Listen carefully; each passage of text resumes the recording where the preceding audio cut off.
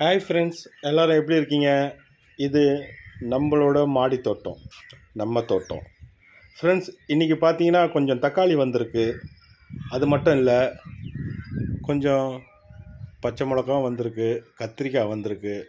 இது போல் சின்ன சின்ன காய்கறிலாம் வந்திருக்கு ஃப்ரெண்ட்ஸ். இதை நம்ம இன்றைக்கி பறிச்சிடலாம். ஃப்ரெண்ட்ஸ், நிறைய பேர் நம்ம வீடியோ பார்த்து கேட்குறீங்க, உங்களுக்கு எப்படி டைம் இருக்குது, எங்களுக்கு டைமே இல்லையன்ட்டு. ஃப்ரெண்ட்ஸ், டைம்லாம் ஒன்றுமே இல்லை. நமக்கு எப்போ நேரம் கிடைக்குதோ அந்த நேரத்தை ஒதுக்கி இந்த செடிங்களுக்கான நேரத்தை செலவிட்டாலே போதும், அதுக்கான பலன் நமக்கு கிடைக்கும். நான் ஒரு 2 மாதமாக தான் இந்த மாடி தோட்டன்ற கான்செப்டுக்குள்ளே வந்தேன். ஏதோ எனக்கு கிடைக்கிற நேரத்தை வச்சு கொஞ்சம் கொஞ்சமாக இந்த செடிங்களெல்லாம் வளர்த்தேன். இப்போது ஏதோ விதத்தில் இந்த செடிக்கு நான் பயனுள்ளதாக இருக்கேன், இந்த செடி எனக்கு பயனுள்ளதாக இருக்குது.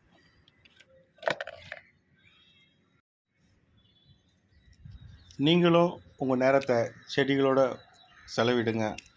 அந்த செடி உங்களுக்கு எப்போதும் பயனுள்ளதாக இருக்கும் ஃப்ரெண்ட்ஸ்.